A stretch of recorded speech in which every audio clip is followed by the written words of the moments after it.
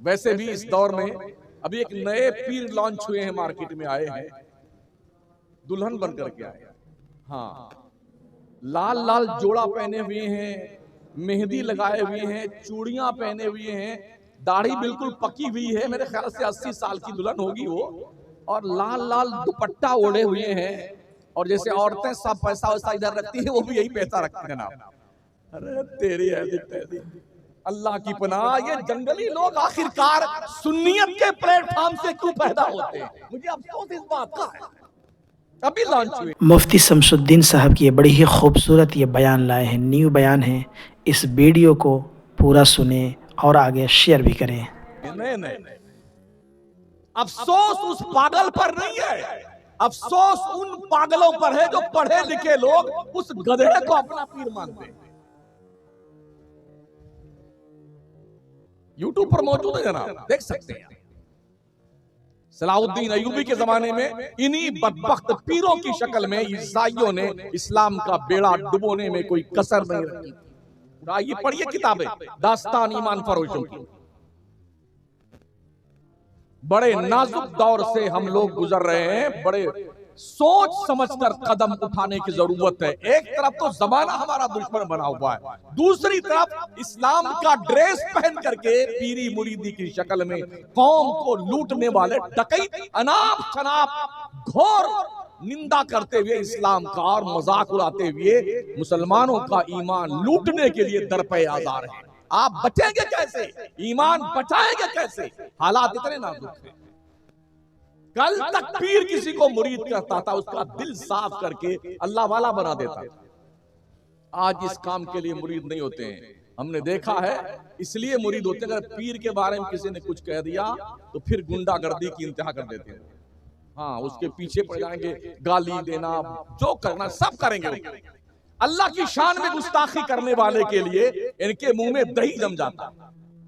नबी की शान में गुस्ताखी करने वाले के लिए एक लफ्ज इन मरदूदों से नहीं निकलता। तो क्या पीर का रुतबा नबी से बढ़ गया? अभी कानपुर में इसी रमजान में एक कुत्ते ने अल्लाह होने का दावा किया। मुसलमान पीर ने अल्लाह होने का दावा किया। उसने कहा दो अल्लाह है, एक वो अल्लाह जो नूर है, एक मैं हूं माज़अल्लाह। मगर कहीं से कोई फतवा नहीं आया जी। अभी मधुपुर में इसी हफ्ते में, मैं 4 दिन पहले रांची था, मुझे वहां मालूम पड़ा मधुपुर में गौहर शाही फितना एक पड़ोसी मुल्क का है। वो कहता है कि हमारे जो गौहर शाही बाबा है वो इमाम मेहदी है माज़अल्लाह। उसका बाज़ाब्ता एक यूट्यूब चैनल भी चलता है उस कुत्ते का, जानते हो। वहां एक पीर साहब चिश्ती सिलसिले के और निजामी सिलसिले के थे, अपने मुरीदों समेत वो गुमराह बेदीन हो गया और गौहर शाही का मानने वाला हो गया इसी हफ्ते में। 1 साल पहले पानीपत की सरजमीन पर एक मौलवी तबलीगी जमात का, उसने नबी होने का दावा किया। वो भी उसने मरदूद ने क्या कहा, मैं अल्लाह का आखिरी नबी हूं। कहीं से कोई फतवा नहीं आया, कोई एहतिजाज नहीं। पूना के इलाके में एक कुत्ता शकील कुरैशी नाम का है, उसने नबी होने का दावा किया, कोई फतवा नहीं। पीर के खिलाफ कुछ हो जाए तो आसमान सर पे उठा ले। ये हमारी गैरत ईमानी।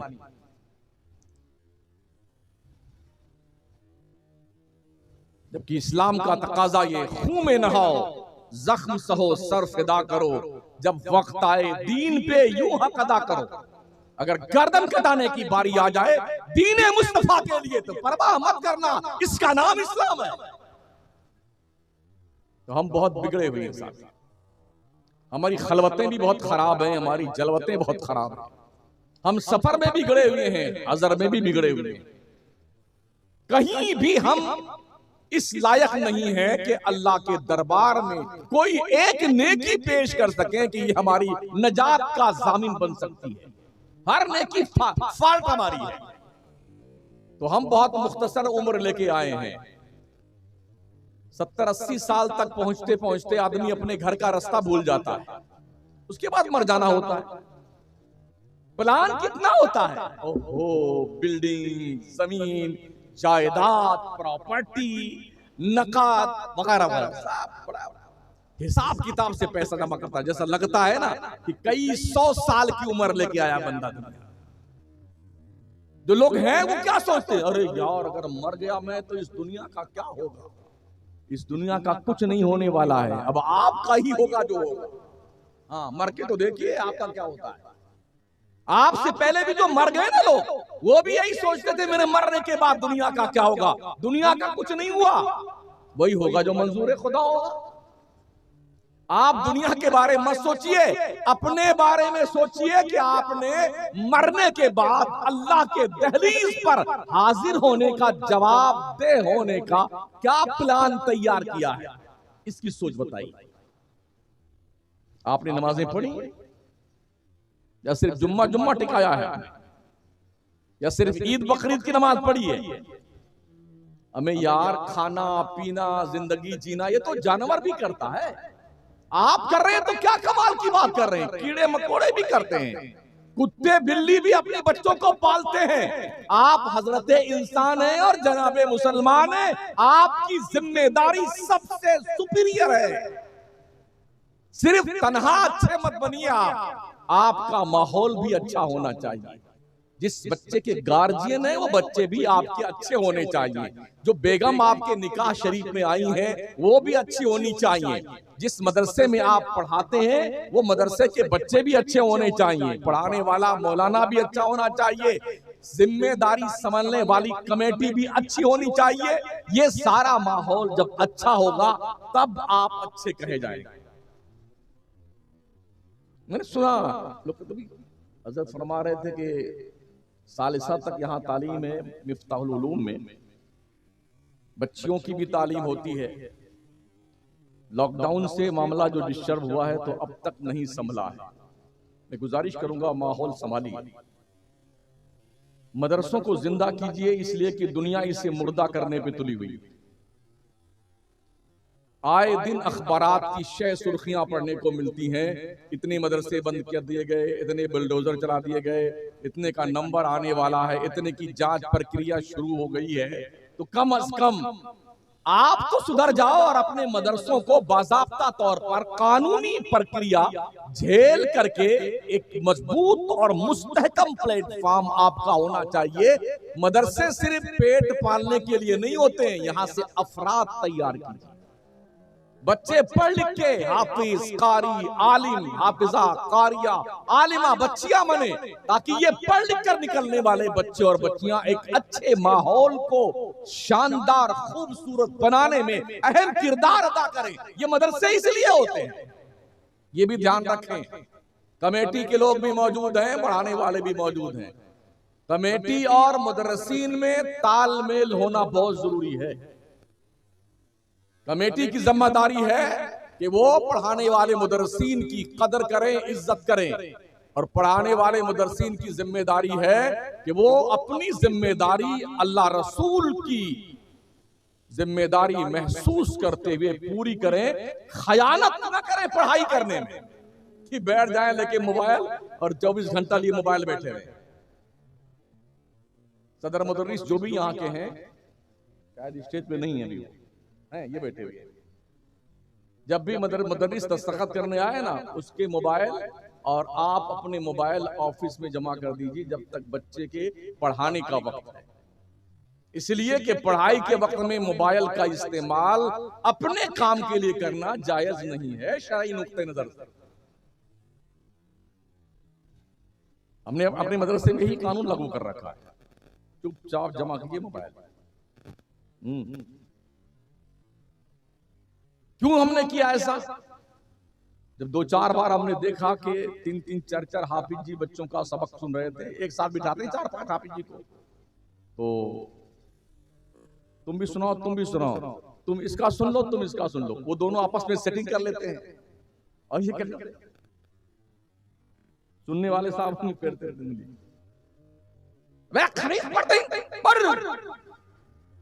फिर काम में लगे। ये वो बेहूदगी है जिसकी बुनियाद पर हमारे बच्चों की जिंदगियां बर्बाद हो। कौम अपने बच्चों को अमानत के तौर पर आपको सौंप के जा रही है, इसलिए पढ़ाने वालों और कमेटी के लोगों ये जिम्मेदारी समझो, हमें अमानत में खयानत नहीं करना है। जिस उम्मीद और एतमाद पर कौम ने अपने बच्चों और बच्चियों को आपको दिया है, उस अमानत को खूबसूरत बना करके उसे वापस कीजिए। इसलिए कि जब आप ऐसा करेंगे तो अल्लाह रसूल के नजदीक भी आपका रुतबा बुलंद होगा और कौम के बीच में भी अल्लाह आपको इज्जत अता फरमाए। प्यारे आका सल्लल्लाहु तआला अलैहि वसल्लम के प्यारे दीवानों, हमारे पास ऐसा कोई लाहे अमल नहीं है। अक्सर नौजवान जुआ, सट्टा, शराब पीने का आदी बन गया है और बेईमानी करना, चोरी करना, ये आदत बनती जा रही है। रातों रात करोड़पति बन जाना, सट्टा लगाना। आईपीएल चल रहा है ना, पता नहीं नमाज हो रही कि नहीं हो रही, रमजान का महीना आया कि कब गया कुछ पता नहीं, वो लगे हैं इस धार पर कि सट्टा लगाए और एक पल में करोड़पति बन गए।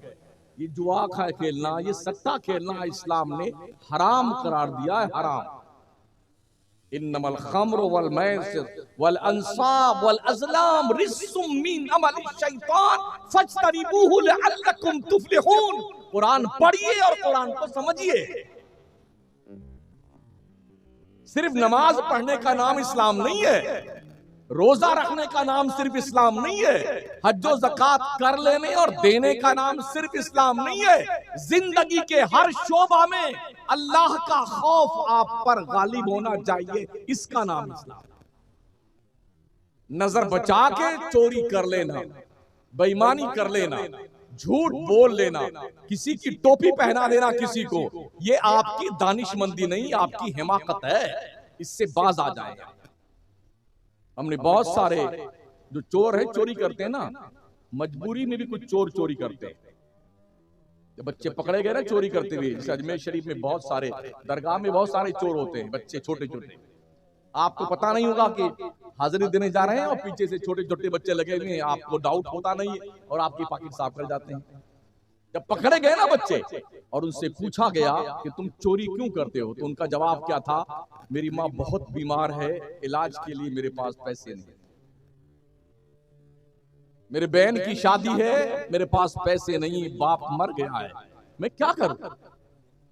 क्या हमारी कौम मुस्लिम के पास ऐसा कोई मुसव्वदा, कोई प्लान है? जो अरबपति, करोड़पति, लखपति मुसलमान है, उसके पास कोई ऐसा फार्मूला है कि कौम के इन बहके हुए नौजवानों को इस बुराई की लत से निकाल करके मुस्तफा का वफादार बनाया जाए? कोई फंड है आपके पास में?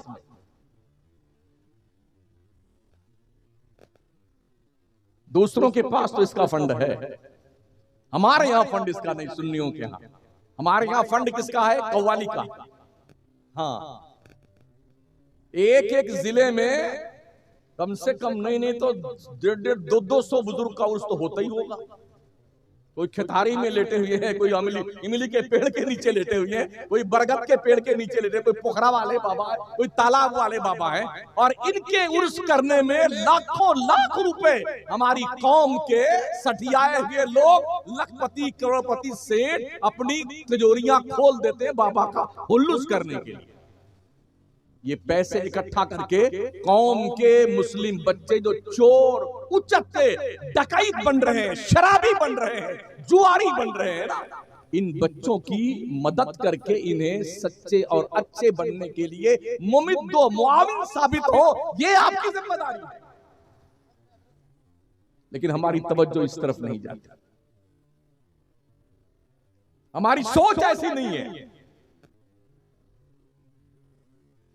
मुशायरे करवाएंगे, कई कई लाख रुपए एक एक मुशायरे पे खर्च होते हैं, कव्वालियों पे कई कई लाख रुपए खर्च हो जाते हैं। लोगों को एहसास नहीं होता है। जलसे का चंदा करने आ जाए तो 100 रुपये बड़ी मुश्किल से निकलता है आदमी का, वो भी मुंह बना करके लटका करके देगा। मदरसे का चंदा, मस्जिद का चंदा, और कव्वाली के लिए जाइए ना, 5100 लिखिए, 5100, उसकी तोंद फटने लगती है चर्रा करके मरदूद की। ये हाल हमारी कौम का है। जिस कौम में नचनियों और गवैयों की कदर की जाती हो, जिन्हें सरप्राइज दिया जाता हो, उस कौम में नचनिए और गवैये ही पैदा होंगे। काश, ये कौन सा जिला लगता है हजरत हाजी साहब? सिद्धार्थनगर। सिद्धार्थनगर के लोगों, काश ऐसा होता। आप अपने मदरसे के प्लेटफॉर्म से हर साल ये सर्वे कीजिए, सिद्धार्थनगर जिला में कितने बच्चे किसी भी स्कूल के जिन्होंने जिला टॉप किया है, 10वीं में, 12वीं में, या टीट क्या बोलते हैं उसमें, इम्तिहान में जो कंपटीशन का इम्तिहान होता है, यूपी टॉप किया होता है, उन बच्चों की फहरिस्त लीजिए और उन्हें अपने जलसों में बुला के उन्हें सरप्राइज दीजिए। चाहे मुसलमान का बच्चा हो, चाहे हिंदू का बच्चा हो, अगर आपने ये कॉमन अमल करना शुरू किया तो एक मैसेज तो गैरों को ये जाएगा, मुसलमान जो है पक्षपात नहीं करता है। दूसरा मैसेज ये जाएगा, कौम के बच्चे, किसी भी कौम के बच्चे हो, हिंदू मुस्लिम, वो सोचेंगे लोग हमें पढ़ने पे पजीराई करते तो हमें मेहनत से पढ़ना चाहिए। ये भी हमारे आने, ऐसा आप करेंगे तो आपके मदरसे का नाम होगा। क्या लगता है कुछ मेडल बनवाने हैं आपको, स्मृति चिन्ह आपको लाना है और उस पर उसका नाम लिखना है। किसी एमएलए को बुला लीजिए, उसका बाप दौड़ के आएगा, एमएलए का, एमपी का बाप दौड़ के आएगा ऐसे शुभ काम करने के लिए कि हमको यहाँ इनवाइट किया गया ना, वो तलाश में रहते हैं कि यहाँ पब्लिक इकट्ठा हो। तो एक तरफ से आपके मदरसे का नाम होगा, आपके गांव का नाम होगा, आपके जिले का नाम होगा। आपका मदरसा प्रशासन की नजर में एक खूबसूरत मदरसा माना जाएगा और लोगों की लोकप्रियता आपकी तरफ मुतवज्जे होगी। ये काम हमारे पूरे भारत में कहीं नहीं होता है, साउथ इंडिया को छोड़ करके। कुछ मतलब नहीं था, बस हम तो इसी चक्कर में हैं कि बस 2-4 बच्चे हाफिज बन गए, मौलाना कारी साहब बन गए, इनकी पगड़ी वगड़ी बनवा दो, हार फूल पहना करके मजा आ गया, जलसा हमने कर लिया, अब मान लो हमने हिंदुस्तान फतेह कर लिया। ये बहुत ही लिमिटेड सोच हमारी। अफसोस ये है कि जो गुफ्तगू मैं कर रहा हूं, ये गुफ्तगू मुझे 10 बजे करनी चाहिए।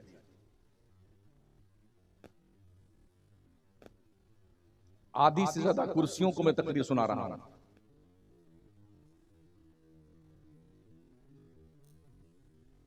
इतनी दूर से मुझे बुलाया गया, मैं क्यों आया, मुझे इस पर भी हैरत है।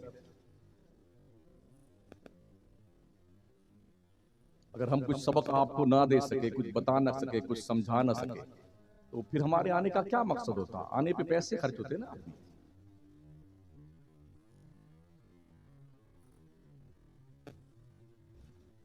कल के निकले हुए हैं हम, आपके यहाँ पहुंचे हैं तकरीबन ईशा के बाद। इतनी दूर से चल के आने का मेरा मकसद क्या है? टोपी दिखाना, जुब्बा दिखाना? जी नहीं, कुछ दीन की बात हम करने आए हैं। और दीन की बात किसे सुनाई जाए? कुर्सी को, गुब्बारे को? माशाल्लाह इतने गुब्बारे लगे हुए हैं।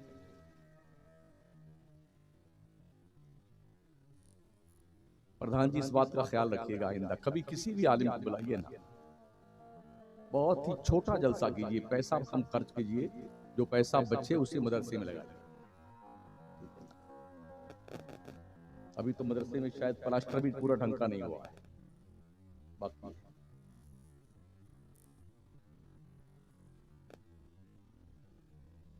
ये बहुत बड़ी जिम्मेदारी आप निभा रहे हैं। जब आपको बताया जाए कि जो बात गलत है, उस गलती से बचिए आप।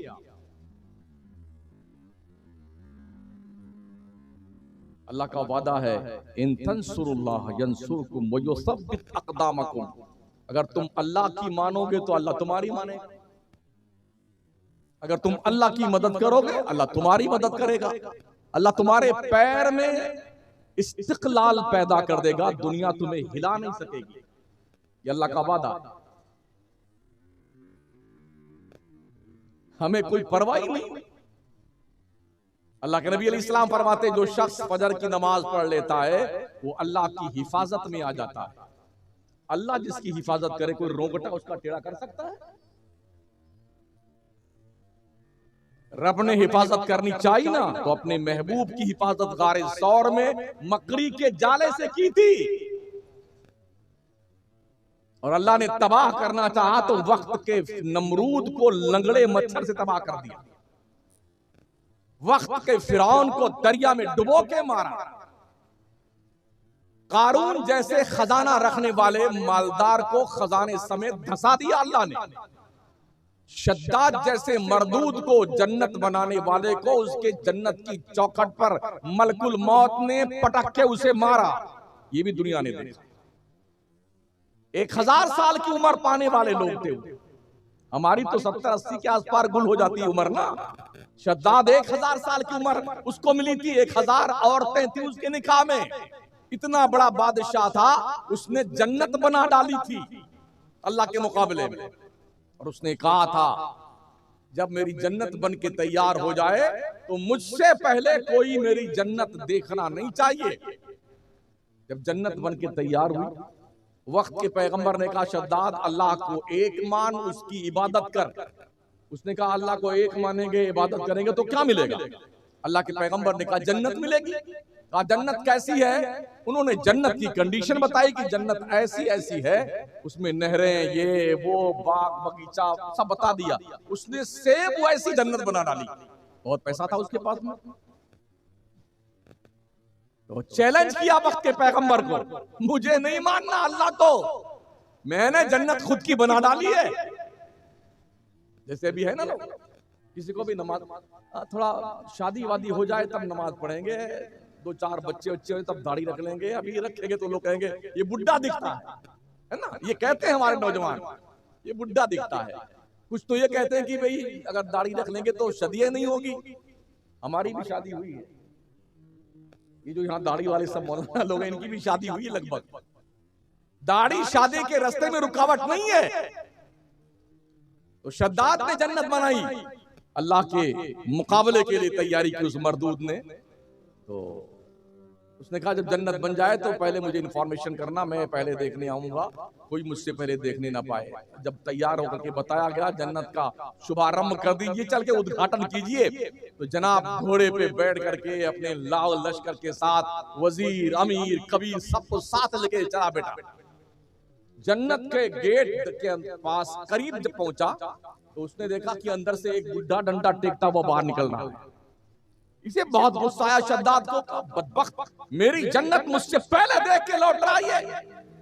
वो आता रहा टेकता हुआ झंडा, गेट के बाहर निकला और आके शद्दाद के घोड़े के सामने खड़ा हो गया। कहा बादशाह सलामत, मुझे कुछ बात करनी है आपसे, मुझे कुछ कहना है। बादशाह ने कहा पैसे पड़े उठा ले इसको, कोई बात करनी बाद में बात करने आना। उसने कहा थोड़ा मुंडी गर्दन झुका दीजिए, घोड़े से मत उतरिए, आपके कान में मैं कुछ कह देता हूं। तो उसने मुंडी झुकाई तो उस डंडा फेंक करके उस बुड्ढे ने कहा मेरा नाम मलकुल मौत है और मैं इसलिए आया हूं, अल्लाह ने भेजा है कि तेरी जन्नत की चौखट पर तुझे पटक के मारूं। अब डर के मारे खुद ही उतर आया। अरे हजरत एक बार एक झलक देख लेने दो, बड़ी मेहनत से जन्नत बनाई है। अरे हजरत चुप रहना, चुप। अल्लाह का हुक्म है तुझे तेरी जन्नत देखने नहीं दी जाएगी। चुनांचे उस दज्जाल को उसकी जन्नत की चौखट पर पटक करके फरिश्ते अजल ने उसकी रूह कब्ज की। हम लोग भी है ना, बड़ी लंबी उम्र की जो तमन्ना आ रही, इंशाअल्लाह अभी तो मेरी उम्र ही क्या है, माशाअल्लाह अभी तो हमारी शादी होगी, अल्हम्दुलिल्लाह, उसके बाद फिर बच्चे पैदा होंगे, माशाअल्लाह, फिर उनकी परवरिश करनी है, सुभान अल्लाह, फिर उनकी शादियां करनी है, माशाअल्लाह। ये प्लानिंग है, प्लानिंग। और मलकुल मौत अपने काम में लगा हुआ है, वो तकता है कब इसका नंबर आए। इज़ा जा अजलुहा, अल्लाह फरमाता जब मौत का वक्त आ जाए ना तो मौत अपने वक्त से ना एक सेकंड पहले आती है ना एक सेकंड बाद में आती है, अपने टाइम पे आके रहती है। इसलिए साथियों लंबी उम्र की कामना मत करना, जितनी बची है उसे खैरियत से गुजार लो, अच्छे काम करके मर जाओ ताकि तेरी कब्र में अल्लाह के रहमतों की बारिश हो। तो फजर की नमाज पढ़ लेने वाला मुसलमान अल्लाह की हिफाजत में आ जाता है।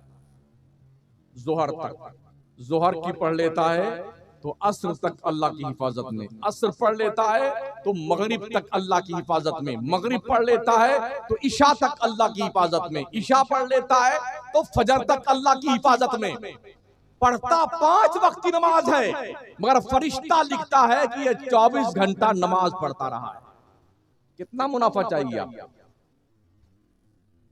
1 घंटा 22 मिनट नमाज में टाइम लगता है 24 घंटे में से, 5 वक्त की नमाज में तकरीबन 22.5 घंटा आप दुनिया के काम में गुजारते हैं, अपने काम में गुजारते हैं, मगर फरिश्ता लिखता है कि ये बंदा नमाज पढ़ता रहा है। खेत जोत रहे हैं नमाज पढ़ करके, फरिश्ता लिखता क्या है? नमाज पढ़ रहा है। इशा पढ़ के सो गए ना, फरिश्ता लिखता है रात भर नमाज पढ़ता रहा है। इससे ज्यादा कोई मुनाफा दे सकता है?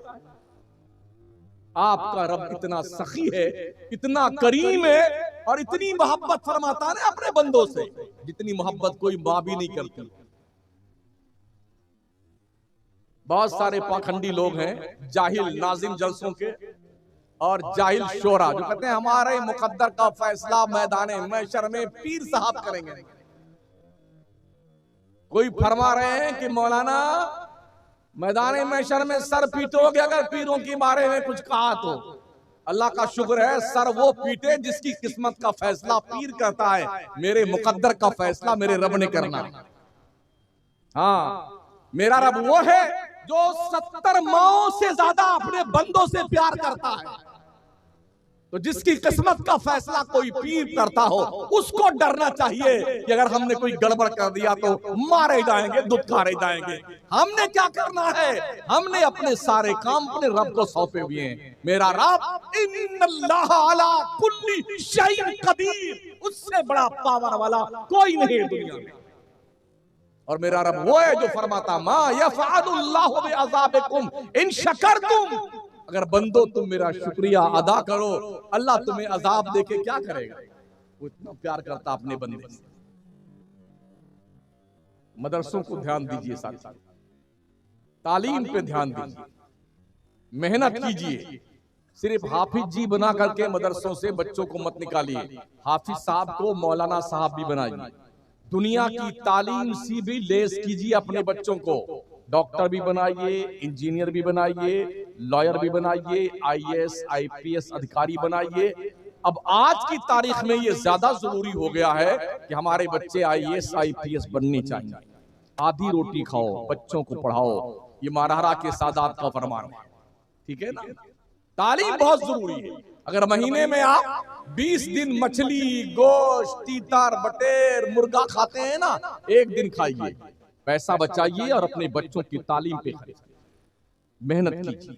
हमने देखा है बॉम्बे में, जब मैं कोकन के इलाके में तकरीर करने गया तो लोगों ने अपने बड़े बड़े बागात हैं हापुस के, सब बेच डाले अपने बच्चों को पढ़ाने के लिए। काजू का बगीचा बेच दिया बच्चों को पढ़ाने के लिए, बंगला था बेच दिया, बंबई में भाड़े पे रहते थे। मैंने पूछा यार ऐसा तुमने क्यों किया? तो उनका कहना है था हमने बच्चे को पढ़ाया है, डॉक्टर बनाया है, हमारा बच्चा 2 साल में इतना बड़ा बगीचा खरीद लेगा। बंबई में जितने बड़े बड़े डॉक्टर हैं वो सब कोकनी हैं। पढ़ते हैं वो लोग, पढ़ाते हैं, तालीम की अहमियत है उनके नजदीक। और एक एक डॉक्टर एक दिन में 10-10 जगहों पे बैठता, 1 घंटा इस हॉस्पिटल में, 2 घंटा वहां पर, 3 घंटा वहां पर। और जानते हो उन डॉक्टरों की फीस 1500, 2000, 2500, 3000 रुपए सिर्फ 3 से 4 मिनट का चेकअप करने पे वो फीस ले लेता है। कितना पैसा कमाता है वो? कितने बगिया खरीदते आम के, काजू पिस्ता बादाम के, कितनी बिल्डिंगें बना दी उनने। तालीम, हमने तालीम को अहमियत नहीं दी है। हमारी कौम तालीम पर जब तक अहमियत देती थी, आज के 400 साल पहले तक तो दुनिया के नक्शे पर 3 बर्रे आजम पर मुसलमानों ने हुकूमत की, इल्म की बुनियाद। आज जो ये सारी इजादात है ना, ये मिसाइल, ये घड़ी, ये फड़ी और ये जो है तो ये किसने बनाया? किसी के बाप ने बनाया है ना, ये सब मुसलमानों ने बनाया। सारी दुनिया भिखमंगी है, मुसलमानों के दस्तरखान पे पड़े हुए टुकड़े खाकर आज लोग बड़े बड़े इल्म वाले बन गए हैं। और जिस कौम के पास इल्म का खजाना था, वो कौम सिर्फ फातिहा खानी और कुरान खानी में रही। आज तीजा है, 10 दिन के बाद 10वां है, 20 की तरफ 20वां है और 40 दिन का 40वां है, साल के बाद अल्लाह अब्बा की बरसी है और खाना खिलाना है, पूरे खानदान की तोड़ भरनी है बकरा काट काट करके। यही हम कर रहे हैं ना।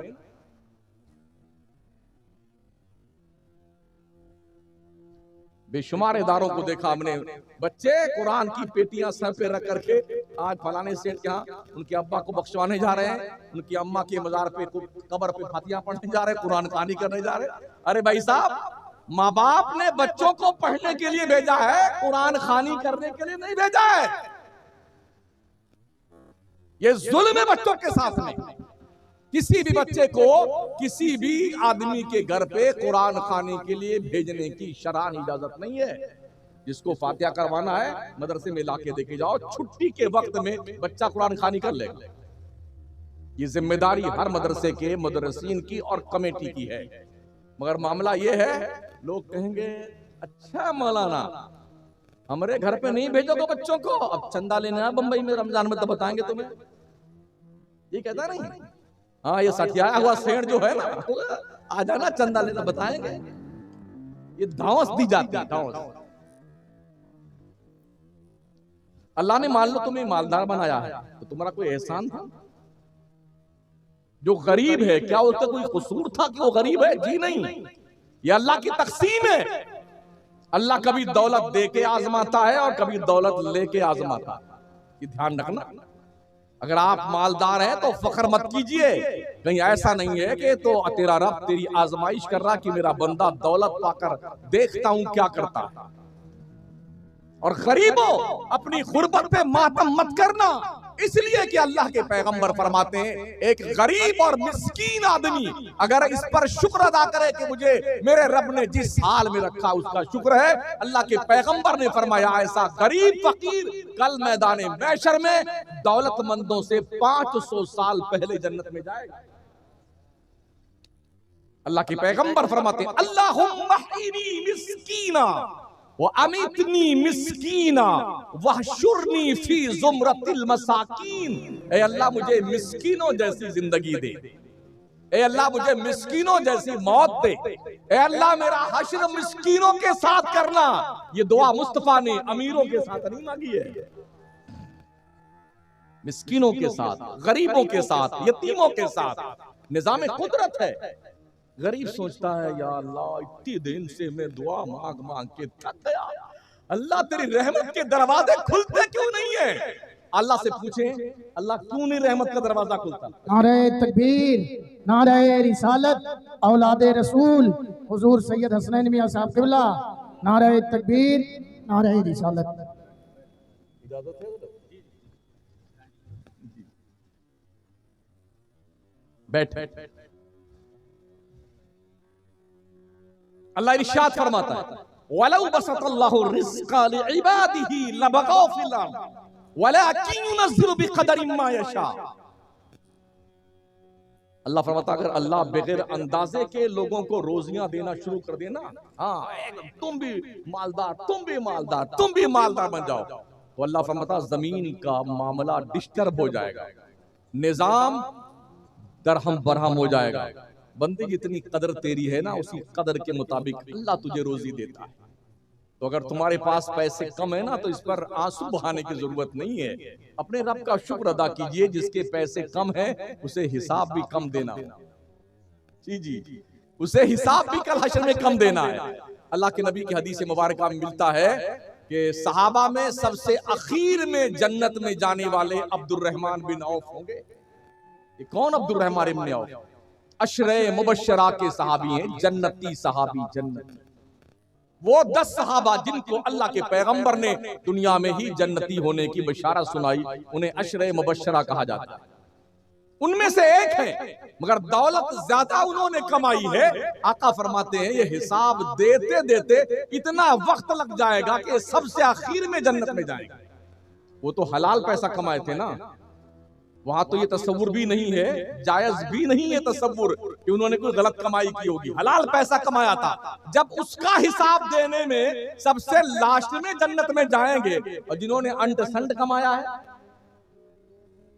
हम बंबई में रहे हैं 10 साल, चिंदी की दुकान जो मुंबई में लोग करते हैं ना, इन चिंदी वालों ने बड़ी बड़ी मिलें उनका सत्यानाश कर दिया।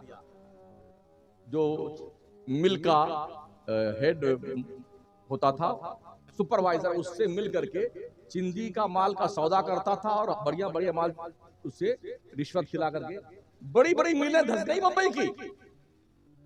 ये खटाऊ फटाऊ जो मिले है ना, ये चिंदी वालों ने सत्यानाश किया है।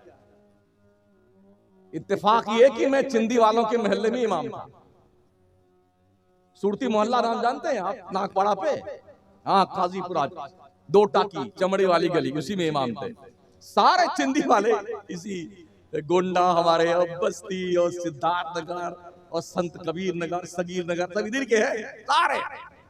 इल्ला माशाल्लाह मारा ऐसा तबाह किया कि मिलों की मिलें बिठा दी। क्या समझते हैं आप, हिसाब नहीं देना पड़ेगा? इतना मारे जाओगे ना, अल्लाह कसम तुम्हारी शक्लें बिगड़ जाएंगी। धोखा देते हो, लूटते हो दूसरों को, दूसरों का धंधा तबाह करते हो। इसलिए कम पैसे हैं तो इस पे गम करने की जरूरत नहीं है। हाँ, ये अलग बात है, जिंदगी में मुश्किलात तो आती हैं, मसाइल बहुत सारे हमारे, इन मसाइल को फेस करने की जरूरत है और कनात पसंद बनिए। अगर 3 जोड़े में 4 जोड़े में साल भर गुजर जाता है तो कोई जरूरी कि हर त्योहार पे 2 जोड़ा नया नया हमेशा हम बनाते रहे? आज की तारीख में लोगों की जरूरतों से ज्यादा 100 200 जोड़ा कपड़ा लोगों के पास मौजूद है। 8 10 स्वेटर हैं, 15 शाल हैं। किस लिए भाई साहब? बेजरूरत रखी हुई है। अच्छा, जब किसी कपड़े का चलन खत्म हो जाता है तो मसला पूछने आते हैं, तो कई साल से मेरे पास कपड़ा रखा हुआ है और मैं चाहता हूं कि इसको ज़कात में निकाल दूं तो चलेगा? कितना तिकड़मबाज है इंसान, कितना बदमाश है, क्या जुगाड़ ढूंढ रहा है। क्योंकि अब उस डिजाइन का चलन नहीं रह गया है ना, तो उसे अल्लाह के राह में सदका करने में, ज़कात में निकाल देते हैं। जबकि अल्लाह क्या फरमाता है, अपनी चॉइस की चीज मेरे रास्ते में खर्च कीजिए। हाँ, खुद पसंद नहीं है दूसरों को सदका दे करके खैरात के नाम पे अपना ढिढोरा पिटवाना चाहते हो। अल्लाह फरमाता लन तनालुल बिर्र हत्ता तुनफिकू मिम्मा तुहिब्बून वमा तुनफिकू मिन शैइन फइन्नल्लाह बिही अलीम। तुम्हें नेकियां उस वक्त तक नहीं मिलेगी जब तक अपनी चॉइस की चीज अल्लाह के रास्ते में खर्च नहीं करोगे। समझ लीजिए, ये टोपी मुझे बहुत पसंद है, अगर मैं इसे अल्लाह के रास्ते में खैरात करूं तब मुझे सवाब मिलेगा। ये टोपी कहीं टूट गई, कहीं फट गई, तो अब मैं सोचूं लाओ इसे खैरात करके सवाब ले लूं, तो हमसे बड़ा अहमक कोई नहीं है। जो हमें पसंद नहीं है वो हम अल्लाह के रास्ते में देना पसंद करते हैं। ये भी देखा है था, अगर गांव में, बड़ा गांव होगा शायद जी, वैसे तो मदरसे में मुदर्रिसीन और तलबा को शादी वगैरह में दावतें बहुत कम मिलती हैं। हम भी चटाई पिटाई के मौलाना हैं, हम भी मदरसे में रहे हैं, अब भी रह रहे हैं, पढ़ाते लिखाते हैं।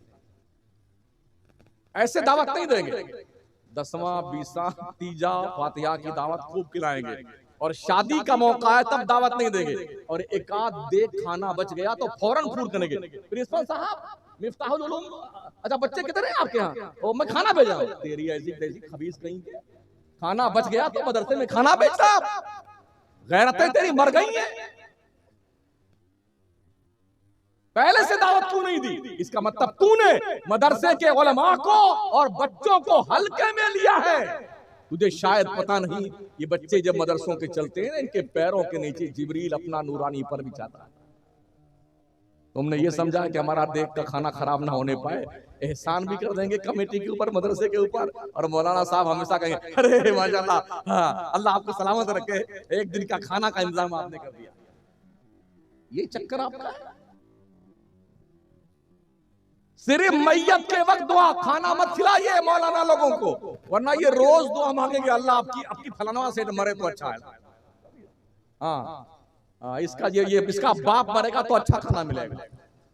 शादियों में अच्छा खाना खिलाइए ताकि ये दुआएं मांगे, अल्लाह इनको जिंदगी दे सलामती के साथ, ताकि इनके बच्चे फूले फले और शादियों में हमें दावत मिले। मरते वक्त खिलाओगे तो तुम्हारे मरने की दुआ मांगी जाएगी, सीधी सी बात है।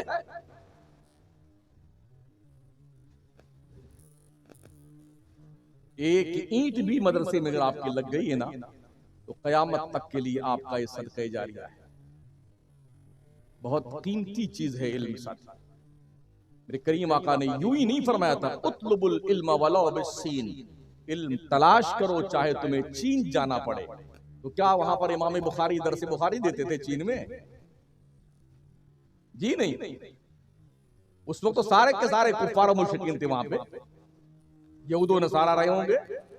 तो नबी रहमत ने क्यों फरमाया चीन अगर तुम्हें जाना पड़े ना तो तुम वहां जाओ इल्म हासिल करने के लिए। आज हमारे कुछ उलमा जामिया अज़हर में से पढ़ने जाते हैं ना, तो कुछ खबती पीर हिंदुस्तान में हमारे हैं, बोले सुलह कुल्ली हो गया, जामिया अज़हर पढ़ने गया तो सुलह कुल्ली हो गया। तेरी ऐसी की तैसी सुलह कुल्ली जने किस बला का नाम है ये?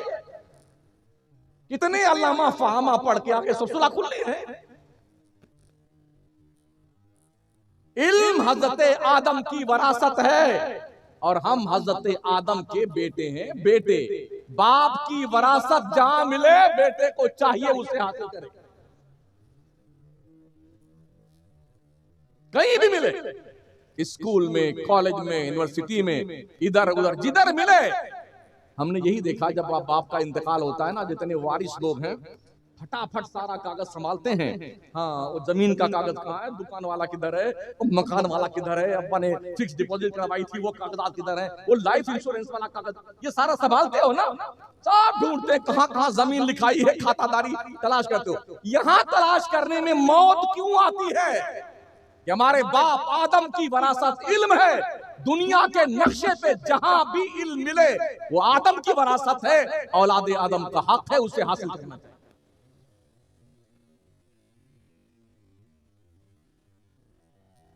गुफ्तगू इख्तिताम पजीर करूं इसलिए कि 1 घंटा के ऊपर हो रहा है मुझे तकरीर करते हुए, और मैं भी समझ रहा हूं कि शायद मैं जुल्म कर रहा हूं आप पर तकरीर करके। इस वक्त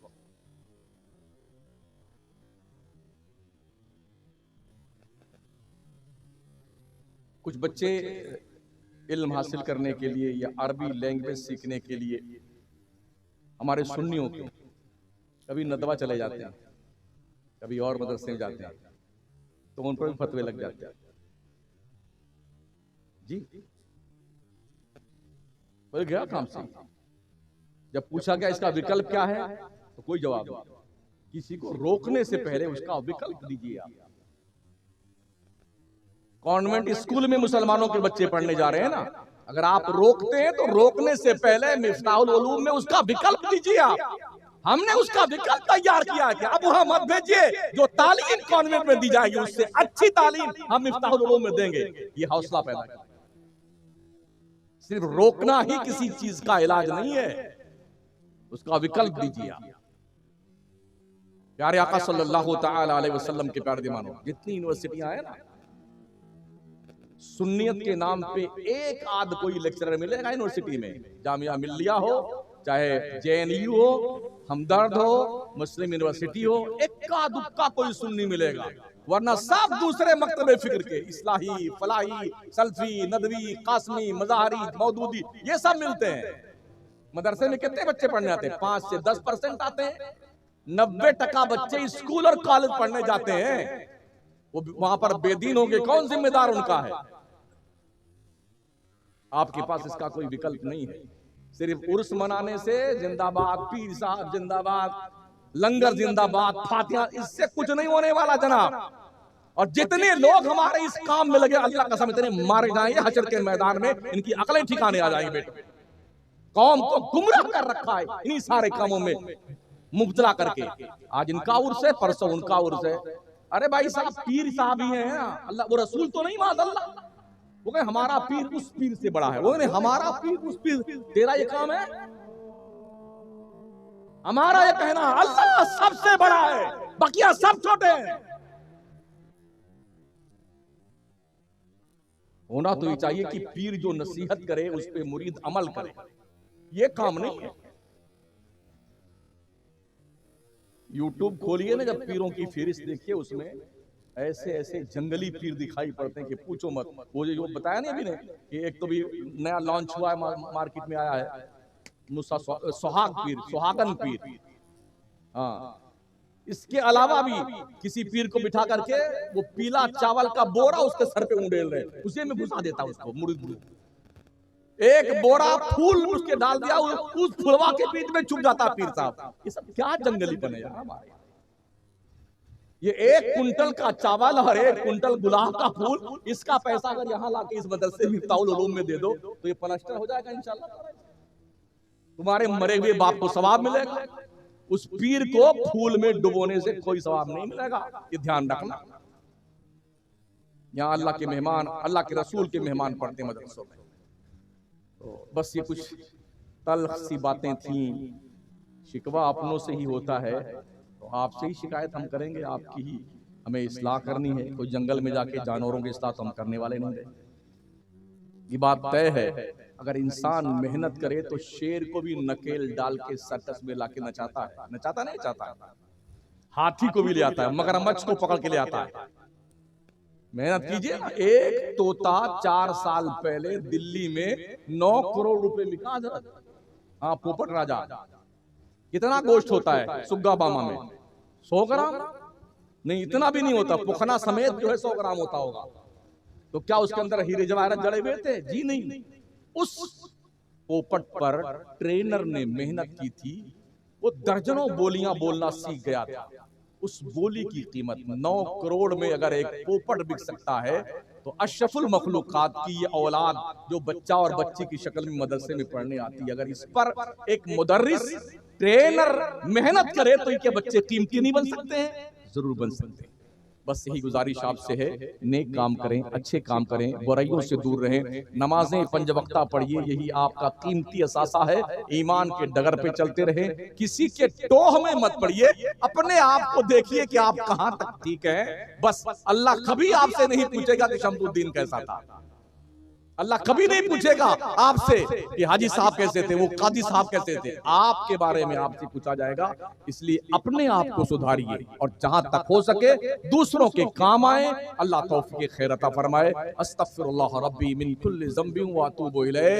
ला इलाहा इल्लल्लाह मुहम्मदुर रसूलुल्लाह। अस्सलामु अलैकुम व रहमतुल्लाह।